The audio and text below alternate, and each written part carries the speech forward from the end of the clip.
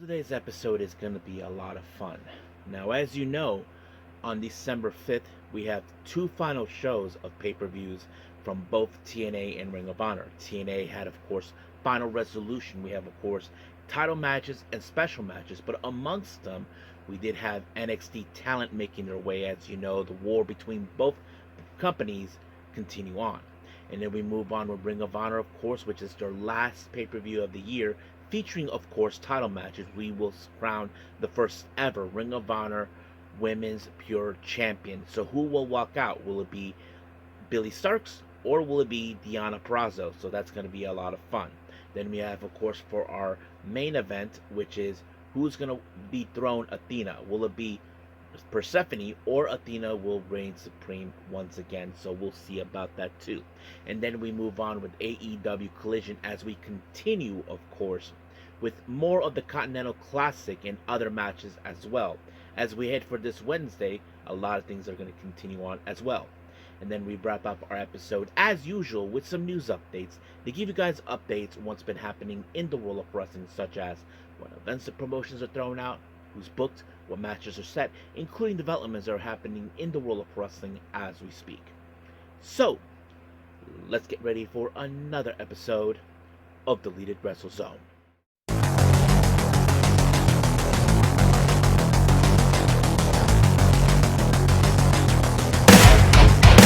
Are you ready?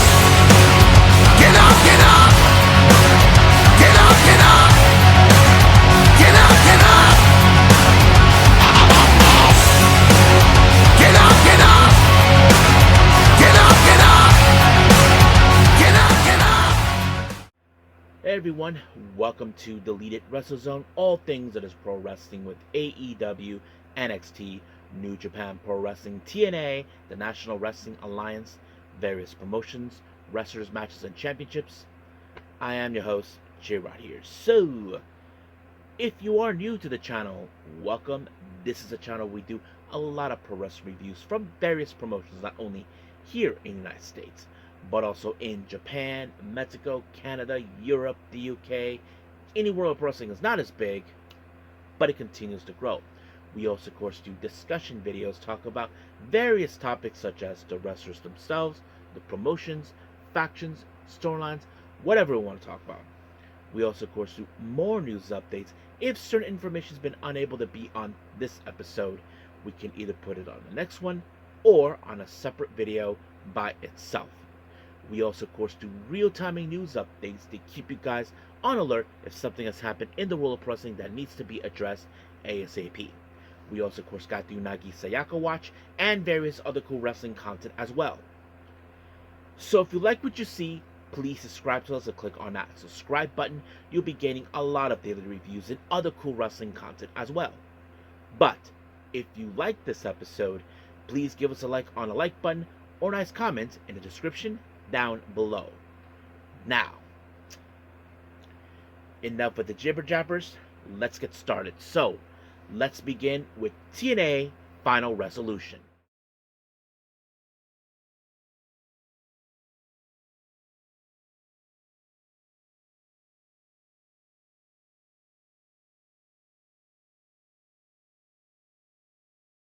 Okay, so let's begin with TNA Final Resolution. Now, many of you know this is the last pay-per-view of the year for TNA until we start 2026. And this happened, of course, on Friday, December 5th.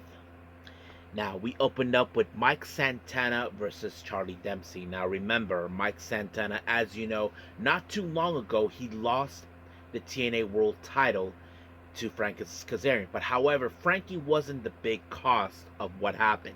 It was the NXT talent who invaded and attacked them during his match, breaking his arm a bit. But he made a stern warning that he'll be coming after NXT one by one. And he did that already by defeating that weasel, Mr. Stone. And that's exactly what he attempted to do with Charlie Dempsey. Now, Charlie Dempsey is no slouch. Many of you know his reputation. And not to mention his legacy through his father.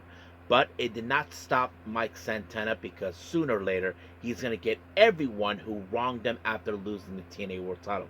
But the answer to the question, he did when he applied, of course, the spin the block, and just like that, 1, 2, 3, it's over, only 2 down, and plenty more of NXT talent to go. Now, our next match, we have, of course, the TNA Knockouts World Tag Team titles. Tessa Blanchard and Victoria Crawford making their way in the ring along with that weasel, Mr. Stone, and they take on the Inspiration. Now, of course, we know that Tessa Blanchard was unable to compete for these titles until she had Milo Moore help out, but this time she's ready. And of course, Mr. Stone was definitely going to get involved in this match one way or the other. They even tried to use the belt but failed. However, out of nowhere, the Elegance branch showed up. We don't know what's the situation. Now, Ash by Elegance did tell Tom and Matthew Renroll that she never gave the order to do so. Now, it's no secret that the Elegance branch will love nothing more than to regain these tag belts again. But, unfortunately, Crawford ended up on the wrong side of the idolizer by both ladies, but it was Cassie Lee that picked up the win. 1, 2, 3, done. Now, our next match, we have a street fight between, of course, Mance Warner and always ready Matt Cardona. Now, as you know, in recent times, these guys did had a bit of a relationship in the past, basically brothers in arms. But things have changed, and now they are using all sorts of plunder, including, of course, Matt Cardona's favorite thing to do is collect action figures, and most of them are, in fact, of him, and he used it very well. But, however, it was, of course, Matt Cardona with the radio silence through the door that put away Mance Warner, and just like that, 1, 2, 3, it was done.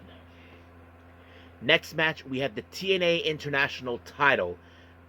Stacks, as you know, who pinned Steve Maclin during, of course, a TNA Impact event, was the one who earned the right to win this title. But however, of course, Steve Maclin will be going to war. Now, there were some moments where you thought that, of course, Stacks knew exactly what he's going to do. But in the end, of course, that dumbass Alexis King got in the way on 2 occasions. But, however, first time he failed, but the last time, of course, he left behind his cane for Stacks to use onto Maclin. And then just like that, he took out Maclin. 1, 2, 3. It was over. TNA has lost their title.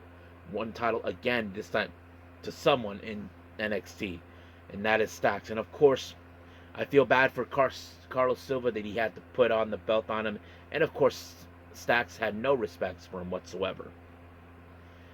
Our next match, this is a showdown for the TNA Knockouts World Title, the Angel Warriors Showdown, as we like to call it. As you know, Ling Yingli reclaimed this belt during Gold Rush, and now she's facing against her very own tag team partner. Now, of course, you probably would think that they're going to be soft on each other. No. This is one of those moments where they have to put their differences aside, which is something we've seen with many wrestlers, especially in the Japanese wrestling scene. Like, for example, the Astronauts. The Astronauts are Fuminori Abe and Takuya Nomura. These guys, they're an actual tag team, but they're not afraid to fight each other, and they hit very hard, and that's exactly what this match was about. Basically, there was no holding back whatsoever, because not only that, it was very important for this title match, but this is something that they both wanted to do.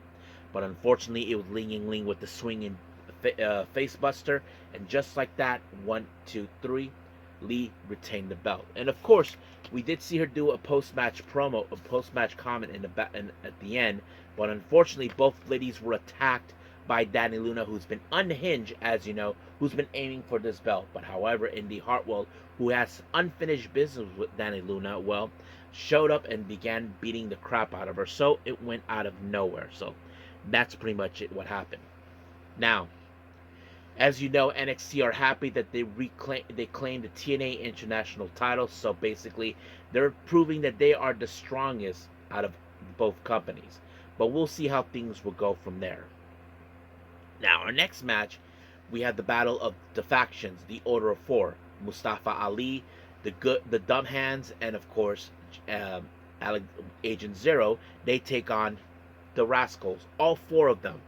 Trey Miguel, Zachary Wentz, Xavier, the Desmond Xavier and Myron Reed. I thought this match was insane. I never would have imagined seeing this. But the one thing that was really insane, I think many of you saw, it's where Mustafa Ali was about to take out those outside, but out of nowhere, Myron Reed took him out with the Flame On. That was freaking incredible. I did not expect that. Now, the Order 4 almost could have had it if they wasn't for that. Ding. That's right.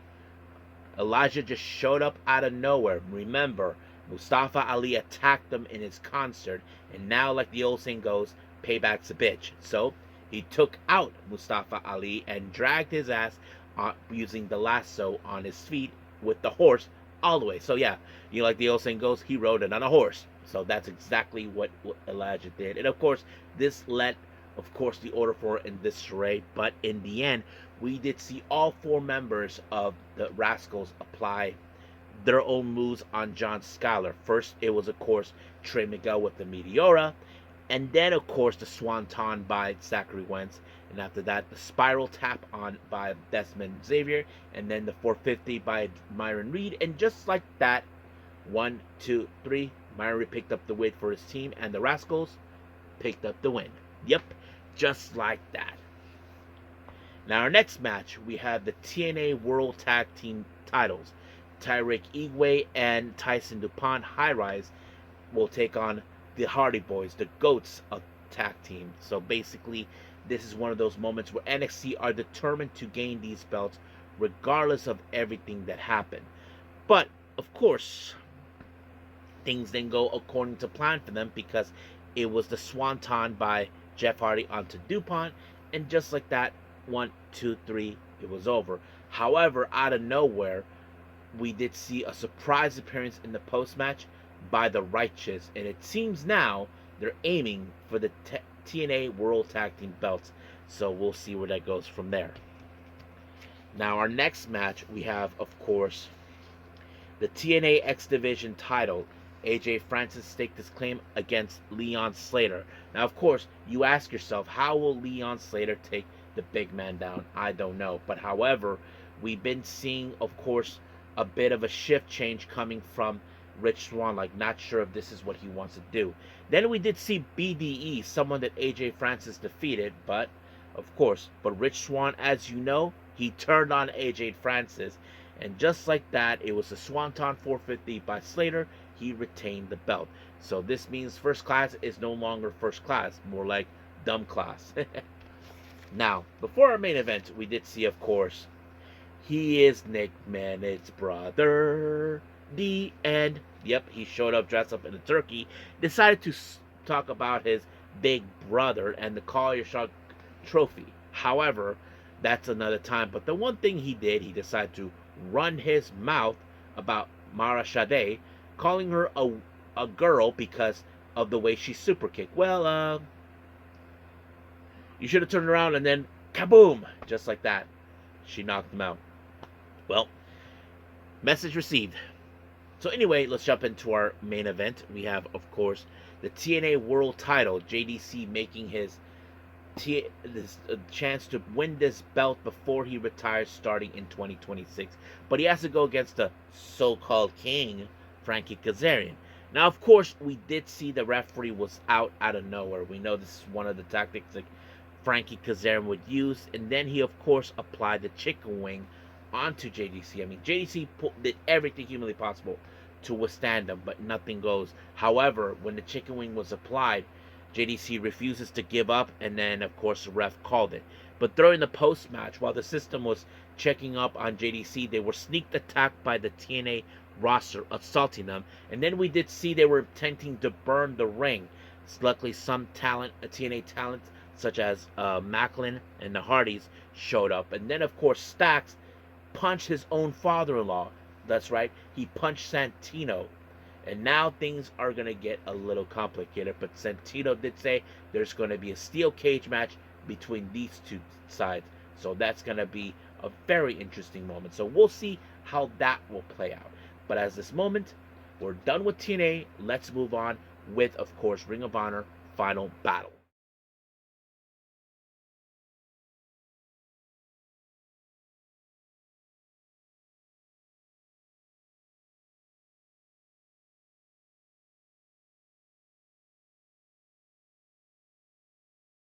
Okay, ROH, Ring of Honor, final battle, and this happened also on a Friday. Ironically, happened around the same time as TNA.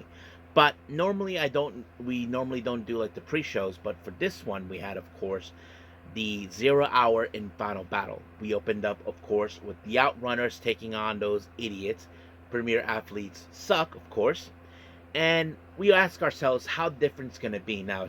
That idiot and Weasel, Smartmore Sterling, has Story Denali to be the X Factor. And of course, we know that idiot's arm is not broken.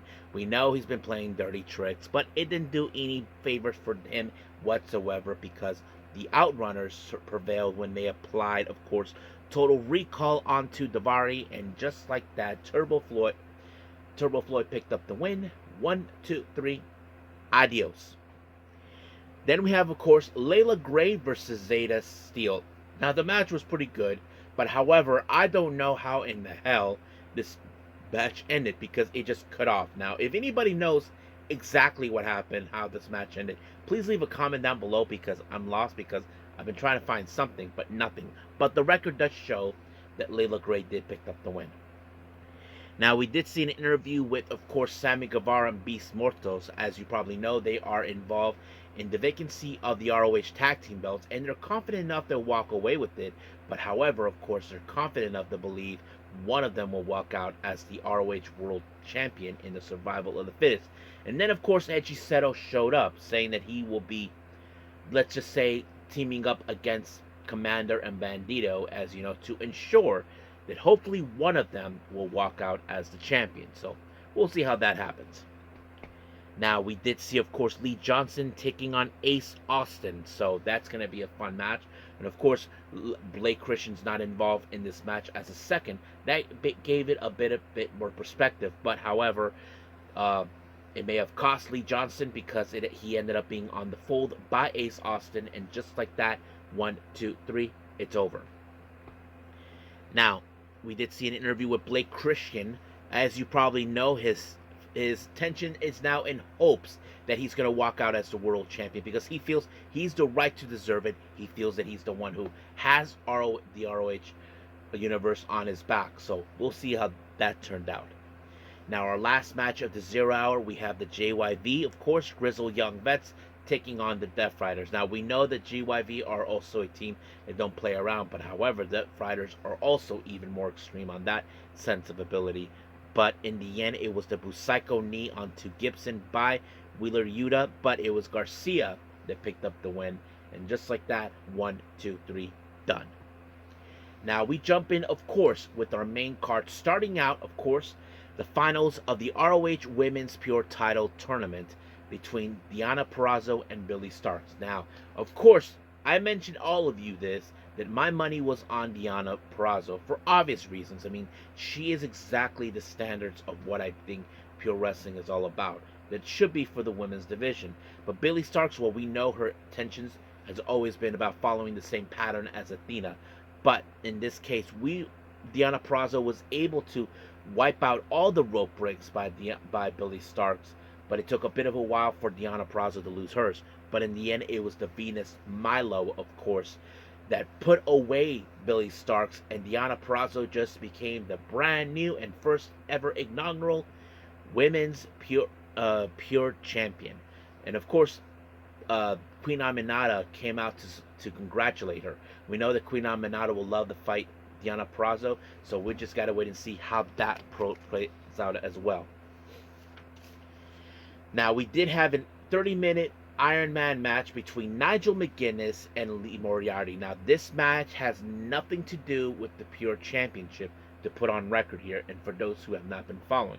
But we did see Nigel McGuinness carrying out with him the first ever Pure title with him. So that pretty much what's happened now. Let me pull up some of the results here, because remember, the Iron Man challenge is, of course, you have to pick up the most wins, either by submission or pinfall. That's always been one of the things we have been fully aware of it now. Let me pull up the results. Some of the, let's see.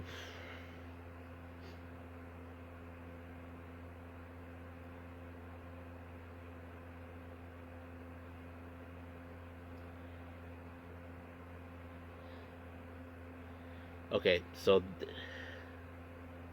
So this is how it went down. Lee Moriarty picked up the first pinfall onto Nigel McGuinness, and then of course he did the same thing again, of course, twice within a four. After the first one was around 3 minutes and 47 seconds, and then of course later on Lee picked it up the second on 10 minutes and 55 seconds. And then Nigel McGuinness, of course, turned it and got his first one right after, of course, 19 minutes and 5 seconds. And then Lee Moriarty picked it up right after that again. And then Nigel McGuinness picked it up 3 more times in the same close minutes, of course. And that's exactly what happened. But it was Lee Moriarty that picked up the win twice after that. And that's how he picked up the win, you know. And, of course, after the match was over, we did see Nigel McGuinness give him the title, the very first one to him, as a sign of respect. So that's how the whole thing is. Now, our next match is for the ROH Women's World Television title. As you know, Mercedes Moné makes her first title defense and first appearance in ROH. And now Red Velvet, who, as you know, lost this belt recently, is reclaiming it back. But the real question is, can she pull it off? We've seen how dominant Mercedes Moné has been recently in months collecting belts. You would have assumed that in some ways Mercedes was going to walk away with the win. But nope, Red Velvet overturned it by pinfall. And just like that, 1, 2, 3, brand new ROH Women's World Television Champion. Now our next match is for the World Tag Team belts. LFI, as you know, Sammy had to find a new partner, and that partner became known as Beast Mortos. They take on Adam Priest and Tommy Billington. Now, as you know, these two guys have been a good tag team, not to mention teaming up with Jay Lethal and that sort of thing. You would have assumed that in some capacity, that Priest and Billington would have picked up the win. But however, because now they build like a somewhat a temporary alliance with Hechiseto, well, Hechiseto had their back and cost, of course, the match. And just like that, it was Beast Mortos that picked up the win on Billington. And from there, 1, 2, 3, LFI became new champions. So basically, Sammy is a 2-time ROH World Tag Team Champion, and Beast Mortos won. Now, our next match, we have Eddie Kingston versus Josh Woods. Now, of course, this is going to be a pure head match, of course. Basically, they're not going to hold any punches. But I can tell you that Eddie Kingston walked out as the winner when he applied the DDT, which is a simple move we can actually do, of course. But a win's a win. Our next match is for the World 6-Man Tag Team belt.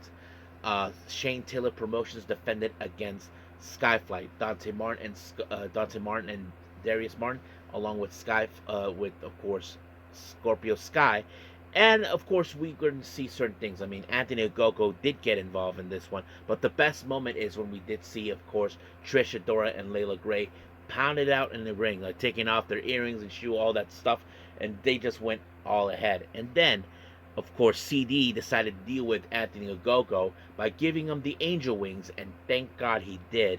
And then, of course, we did see Sean Dean picked up the win onto Dante thanks to a punch in the face by Shane Taylor, and just like that, it was over. 1, 2, 3, it was done. So basically, Shane Taylor Promotions retained the belts. Now, our next match, we have the first time ever AEW Championship defended, of course, in the ring. We have Ricochet defend the National Championship against Dalton Castle. So, of course, it was going to be an interesting match, but the one thing that was messed up is that, of course, Ricochet took out one of the boys, and just like that, things went out of control. But in the end, of course, it was Ricochet who walked out as the victor when he applied, of course, the Spirit Gun, and it was over. He retained the belt. Now, our next match, of course, is the survival of the fittest for the ROH World Championship. We have, of course, Hechiseto, Sammy Guevara, Blake Christian, and, of course, Beast Mortos, Commander, and Bandito. So the real question is who's going to walk out. Now, this is an elimination match for those to remember. So this is exactly what happened. We did see, of course, Commander eliminates Sammy Guevara, and then Hechiseto eliminates Beast Mortos. Well, so much for their alliance right there. and then Blake Christian eliminates Commander, and then Bandito eliminates Blake Christian, and then once again we go back between Bandito and Hechicero, who we all know it's not their first rodeo that these guys were going to win, would end up together. But in the end, it was Bandito that picked up the win, and just like that, 1, 2, 3, he retained the title. Now, our main event, we have the Ring of Honor Women's World Title. Athena defends it against Persephone. I think many of us, of course, would have presumed that Persephone would have been an interesting choice to her to defeat Athena, because, as you know, Athena is now the longest running ROH Women's World Champion. Personally, I would feel like someone needs to take that belt off of her. I think it's time to end her reign. I mean, she's not Roman Reigns, okay? Let's leave it as that. But, however, things didn't go according to plan for Persephone, because she ended up on the wrong side of the O-face, and just like that, 1, 2, 3, done. So I think that's pretty much it. So let's just end it here and move on with our last review, AEW Collision.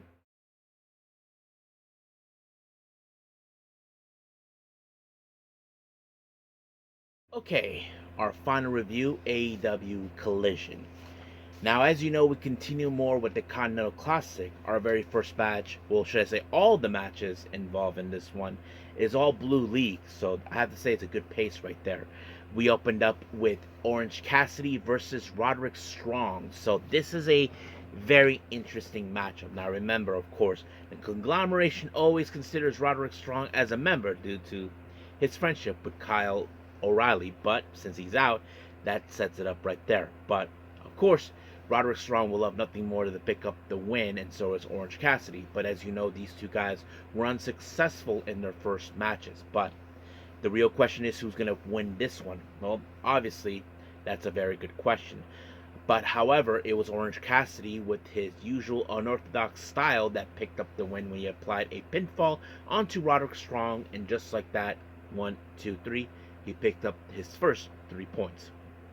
Now, Darby Allin, as you know, he has been forced out of the Continental Classic due to an injury he obtained. But it seems now, as you probably know, he still has some more of a work he needs to be done with the Death Riders. But the real question is, what's next from here? Well, who knows? We'll just have to wait and see when he comes back. Now, in the ring, we did see FTR and that weasel Stokely Hathaway making their presence known. As you probably know, that they have their issues with the Bang Bang Gang, most specifically Juice Robinson and Austin Gunn. So basically, we will see that AEW World Tag Team title match, who knows when. But of course, the one thing that Dax does not like is when Juice put his hands on his title. So we'll see where that leads there too. Now, Marina Shafir, along with Yuta and Garcia in the Death Riders, as you probably know. Well, Garcia, as you know, is trying to reclaim the TNT title, which a title he had held before. But of course, Marina Shafir and the rest of the Death Riders think that Mark Briscoe, he's all talk, that he talks nonsense. But we all know exactly how Mark feels, how he acts, how he talks. I mean, it does make perfect sense. But we'll see what happens from there. Now we continue more with the Blue League of the Continental Classic. We have Claudio Castagnoli and Máscara Dorada. Of course, many of us would have assumed that Claudio would have picked up the win because of how he is a machine in some ways. But there was a good moment where he could have eliminated himself out due to the fact that he was about to remove Máscara Dorada's mask, but it didn't happen. Luckily, of course, it was a shooting star by Máscara Dorada, and just like that, 1, 2, 3, it was over. Now, we did see an interview with Tony Schiavone talking with, of course, the final participants in the first ever AEW Women's World Tag Team title match that would take place this coming Wednesday. Now, of course, they were talking all this and that back and forth, but Mina did say something, that this is all about the AEW Women Tag Team belts. However, she did say that let's give a match to remember. And of course, you know, they all were like, I can drink to that, because it's true. We have seen good matches, and this is one of those matches we definitely want to remember. But the real question is, we ask ourselves, can they pull it off? So we'll see how that plays out too. Now, Swerve Strickland, along with Nana, as you know, have their issues towards as you know, Samoa Joe and all this other stuff. But however, while he was doing his promo, he was interrupted by Josh Alexander of the Don Callis family, or I like to call the Don Dumbass family, as you know, because of course Josh Alexander is saying that this is no longer Swerve's house. He believed this is Don Callis' house. But unbeknownst to Swerve, he was viciously attacked by none other than Shibata as a direct message. But we'll see where that goes from there. Now, before her match, Mercedes Moné had an interview with Lex Nier. Of course, as you probably know, she already had 2 straight losses so far. Of course, we're talking about the AEW Women's World Title that happened in Full Gear. Then, of course, the ROH Women's World Television Title. So, she is now determined to break Layla Gray's head off. So that's exactly the plan, and that's where we jump in. Now, of course, Layla Gray did everything humanly possible in her match against Mercedes, but it was just way too much for her to handle. Until, of course, Mercedes Moné applied the statement maker, and just like that, 1, 2, 3, done. And then, of course, she refused to release this. Well, it was submission. My bad. But anyway, she refuses to remove her, let go of the submission off of her. But Christopher Daniels tried to help, but well, for his trouble, he got knocked out. Now, of course, we did see Eddie Kingston, as you know, his fair problems towards Samoa Joe. So, you know how that is. Then we'd see, of course, in the backstage, the Triangle Madness dealing with, of course, looking for Chris Statlander and Jamie Hayter, and they attacked the women's locker room in the back. So we don't know what that's going to happen, but we'll see. Now, our next match is for the AEW National Championship. Ricochet defends it against Austin Aries. Now, of course, Austin has to be more careful when it comes to, of course, the Gates of Agony lurking around. And, of course, he was able to hold on, but in the end, he ended up being taken out by a spirit gun, and just like that, 1, 2, 3. However, the post-match FTR attack, Austin aced, and, of course, the Bang Bang Gang showed up to have his back, so we'll see how that plays out with them. Now, our main event is, of course, Blue League of the Continental Classic, Jon Moxley versus Konosuke Takeshita. So that's going to be a very interesting match. Now, of course, Jon Moxley has already lost a match against Claudio, and he cannot afford to lose another one. And that's exactly what is happening. Of course, Jon Moxley was going to do whatever it takes to put him down, because that's what he's been known for. But in the end, it was the Raging Fire by Konosuke Takeshita, and just like that, 1, 2, 3, he picked up the win, leaving him with 6 points. So basically, we only have 2 people in the Blue League in the lead for 6, and that is, of course, Claudio and Konosuke Takeshita. So we'll see how things will play out for that. But as of right now, we'll end things here and move on to our last and final thing, news update.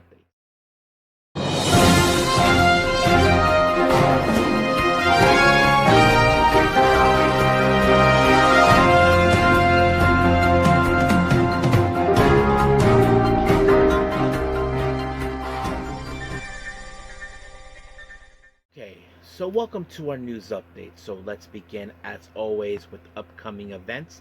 Now, as you know of this organization based out of Japan called T-Hearts, run by Yumiko Hota.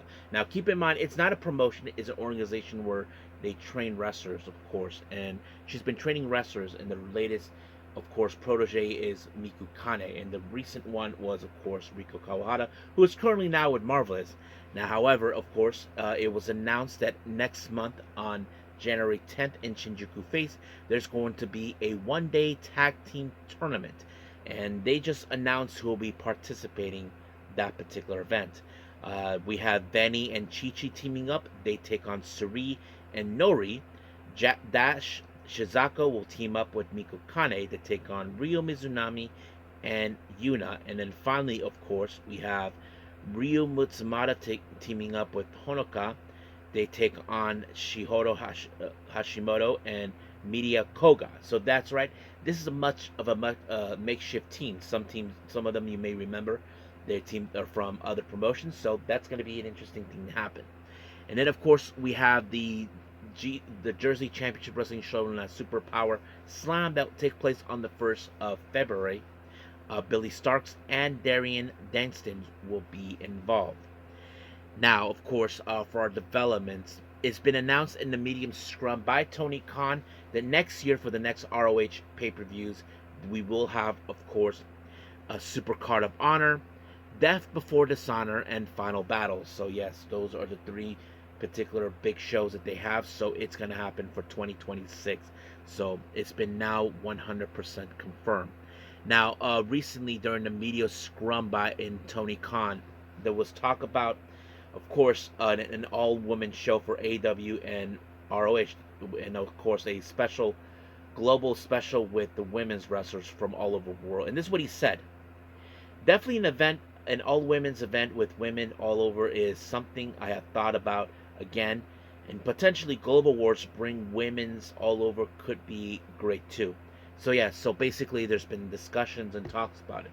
I mean, I would love to see it. I know that WWE have done it already with Evolution, but we haven't seen it that much, and that's something that many fans have criticized WWE for, like that give more exposure to the women's division. But we'll see what happens. I know some people are not going to hold their breaths about this, but only time will tell. So I think that's pretty much it what we have. So let's call it a day. Well, I hope everybody enjoys this episode. Coming up, of course, we have New Japan Pro Wrestling with day 12 of course, the World Tag League. And then, of course, I'm thinking about reviewing WWE's NXT Deadline. So that's going to be a lot of fun. So we'll see how things will progress from there. But as of right now, we'll leave things as it is and move forward. But until then, I will see you guys in the next DWZ time. Same DWZ channel. I must bid all of you adieu. So, goodbye. And have a nice day. Bang.